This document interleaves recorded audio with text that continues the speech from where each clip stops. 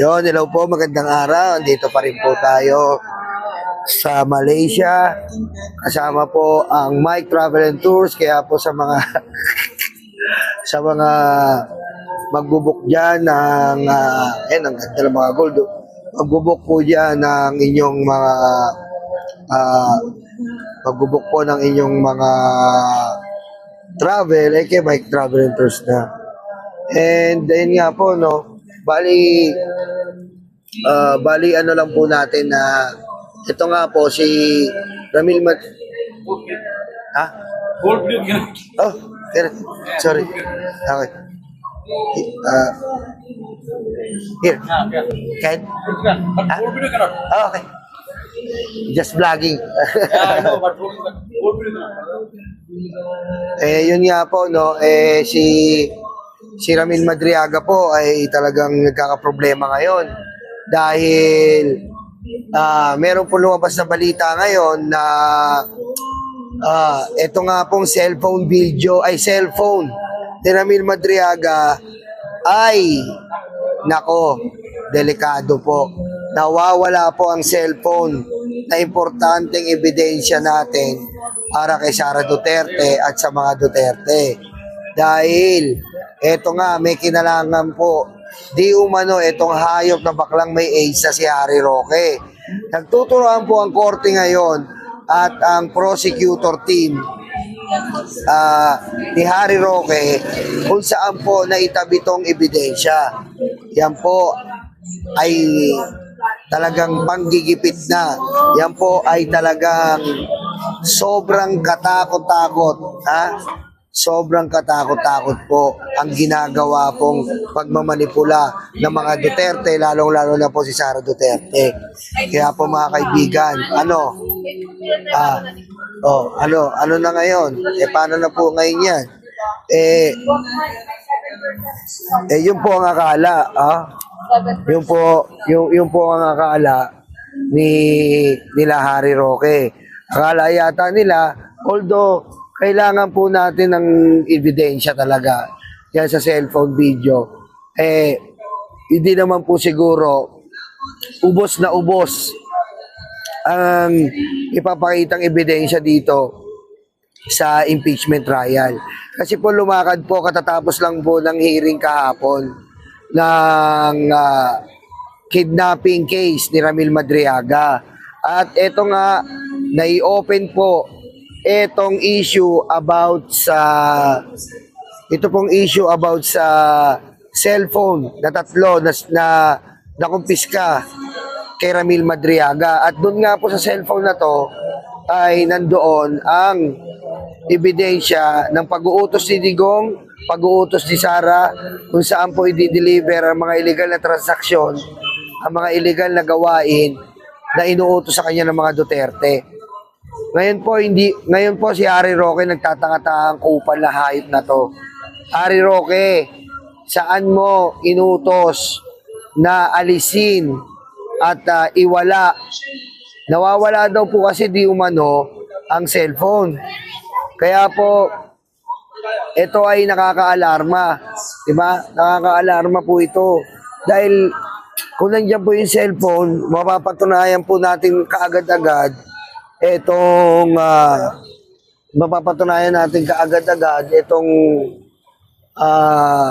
pong tungkol sa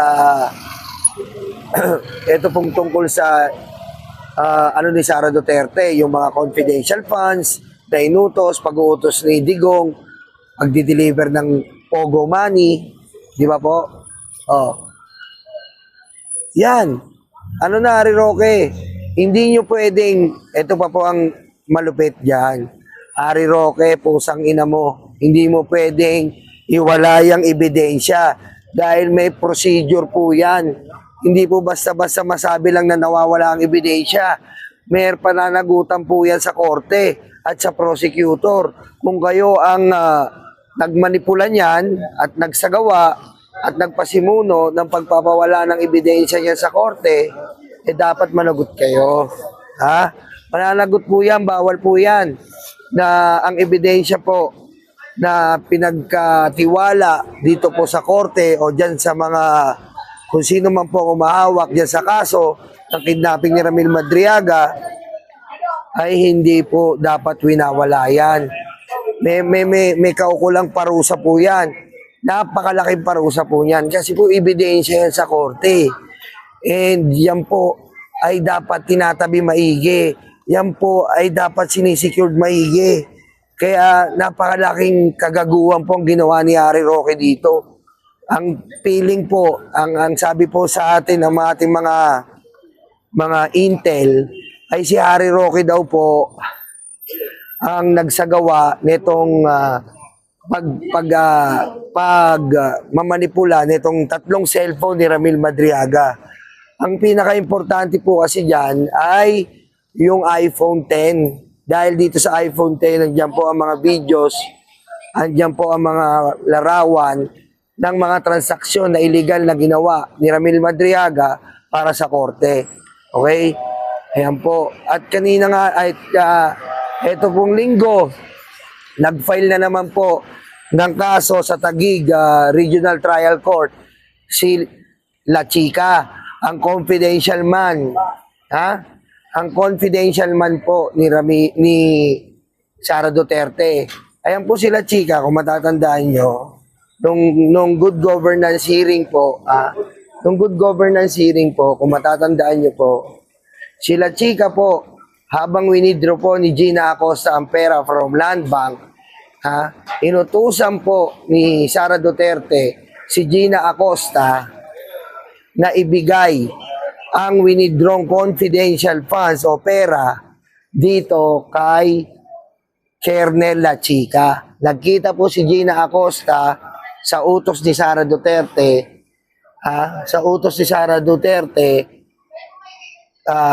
nagkita sila at binigay po ang duffel bag na naglalaman po ng limpak-limpak na pera ng taong bayan. Kay La Chica po na ito. At sa tulong po ngayon ni Ramil Madriaga, may dudugtong na po natin ito. May dudugtong na po ang naudlot na kwento.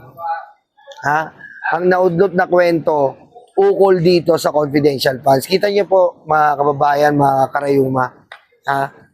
Isa pong preso. Saan po ka makakita nito? Isa pong preso ang sobrang ginigipit ngayon. Ano po ba ang kapasidad ng presong ito? At talagang masyadong gustong patahimikin. Kaya hindi po ako naniniwala Hindi po ako naniniwala na hindi po si Ramil Madriaga ay nagkaroon po ng death threat o panganib dyan sa kulungan. Kasi kita nyo naman po Di ba?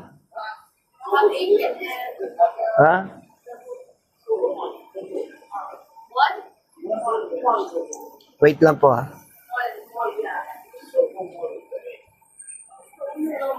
Ano, boss, mas mura dito? Kunin mo na lahat yan, Mima, hayop ka.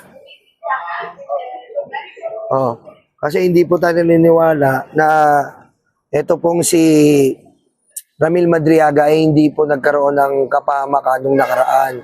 Kasi po, kita nyo naman po ngayon, nakakulong na yung tao. Abot-abot po ang demanda mula kay Sara, mula kay La Chica. Nagdemanda po sa Taguig pagtapos ni La Chica sa Davao. Ngayon naman po, itong linggo lang, sa Taguig po, nagdemanda naman sa Taguig.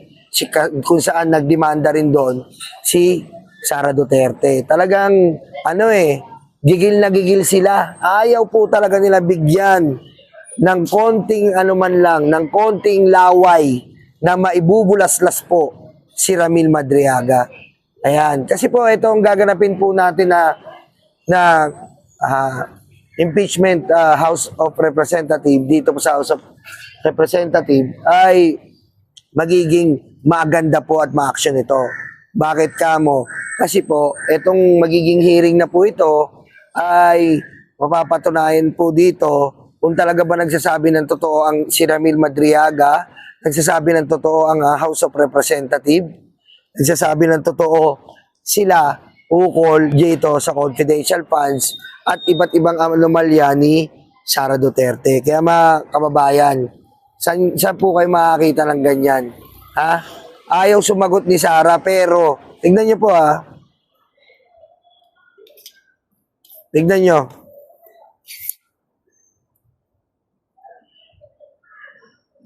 tignan niyo po, ayaw po sumagot ni Sara. Pero ayaw niya sumagot sa House of Representatives. Pero dinidimanda niya ng dinidimanda si Ramil Madriaga. Anong klase po yan? Halata pong takot na takot eh. Halata pong may tinatago. Halata pong may gustong pagtakpan. Diba? Kung gaya na sabi natin, kung malinis ka, sabihin mo lahat. Kung malinis ka, ibulaslas mo. Hindi, gipit dito, gipit dyan, itutusan pa sila chika na magdemanda, gipitin lalo si Ramil. Oh, yan. Yan ang presidente nyo. Di ba, mga DDS? Oh. Ngayon po, dito tayo sa House. Ito pong ito pong sufficient in grounds. Tapos na po tayo. Ngayon, dadaan na po tayo sa mini trial. Ito pong mini trial ay magpapasampina na po. Papaharapin na po ng mga complainant ni Benny Abante, nila Laila de Lima. Lahat po ng complainant, papaharapin na po ang mga witness. Kasama nga po dyan, sino-sino po ba yung mga witness? Ang unang witness po dyan ay ang Commission on Audit. Dahil po dito sa Commission on Audit, dito po natin malalaman ang mga disallowance ng confidential funds at ng budget ng OVP at DepEd sa panahon po ni Sara. Nakapaloob po dyan ang confidential funds na 125 million. Nakapaloob po dyan ang Ghost Project, Ghost Student, Ghost Scholarship. Nakapaloob din po dyan ang Youth Summit. Papatawag na rin po dyan ang AFP na kung saan, eto nga, kaya nga po hindi pwede maging abogado si POA dahil nga po sangkot siya sa AFP Youth Summit na nawawalang 15 million. Hindi po nawawala pala na hinututan nila ng 15 million sa pondo ng taong bayan pero libre po ang Youth Summit. Saan ka makakakita ng ganyan? Tapos sasabihin, inosente yan. Sasabihin, inosente. Paano po naging inosente? Diba? Paano po naging inosente? Yan po ang ating Vice Presidente. Pangalawa, ipapatawag po siyempre si Ramil Madriaga. Ipapatawag po si Ramil Madriaga dahil napakadali lang po para kay Ramil Madriaga ang mangyayari. Bakit napakadali? Kasi po, ang gagawin lang po ni Ramil Madriaga ay patunayan lang po na magkakilala sila. At sa atin naman po, obvious na obvious naman. Di ba? Obvious na obvious naman po talagang magkakilala si Ramil at sino? Si Ramil at si Sara Duterte. Wait na. Ma'am, where do you go? The people here. Yeah? They go up? No, 3 weeks. 2 girls, 1 boy. Yeah, good. Go there. Di ba? Nawala na sila, Boss Mike. Nasa na ba yun? Papatunayan lang. Napakadali po ng trabaho. At dito po kay Ramil Madriaga, papatunayan lang po na si Sara Duterte ay kilala niya. Ngayon, akala naman nila, itong ng ebidensya ay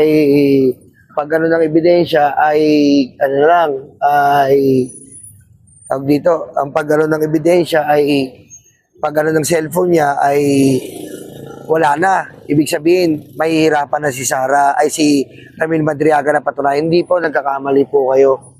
Nagkakamali po kayo. Marami pa po tayong ebidensya bukod po dyan sa cellphone. At kung sakaling mawala po yan, meron pong hawak ang abogado o ang side ni Ramil Madriaga para si Sara Duterte po ay mapatalsik at mapa-impeach, di ba?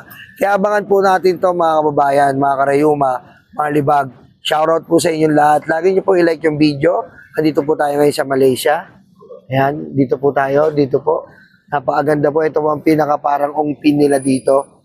Ayan, yan po ang parang ungpin. Ayan, napakaganda oh. Yan po ang parang ungpin nila dito, Binondo. Ang dami nagtitinda ng gold. Ayan, ang dami nagtitinda ng mga items, parang Quiapo. Ayan. Kaya mga libag, ayan na lang po. Ito po si Nyolo at mag-like po tayo at pa-share na rin po ang video na ito. I love you mga karayuma. BMB family, shout out. And sa ating mga matatandang may kulubot at matatandang may maintenance dyan. I love you.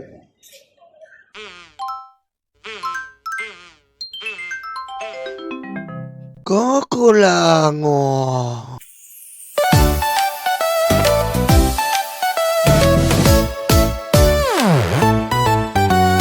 Tanggap, tanggap, luga, luga, DDS, DDS. Tatay niyo ay karton, tatay niyo ay karton. Duterte, Duterte. Tanggap, tanggap, luga, luga, DDS, DDS. Tatay niyo ay karton, tatay niyo ay karton. Duterte, Duterte. Ayan na sila, ayan na sila. Malita na peke, malita na peke. Ayan na sila, ayan na sila. Malita na peke, malita na peke.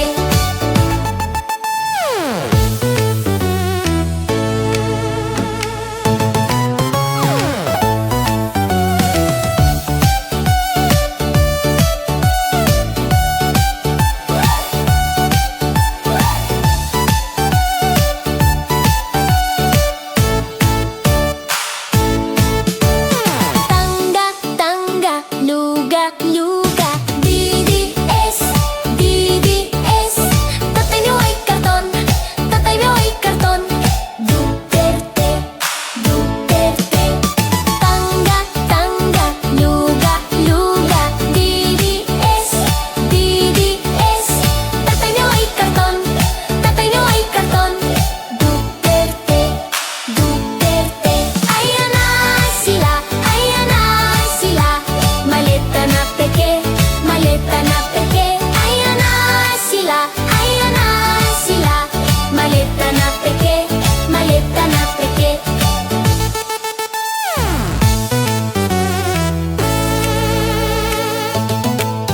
Sara nababali na siya. Sara nababali na siya.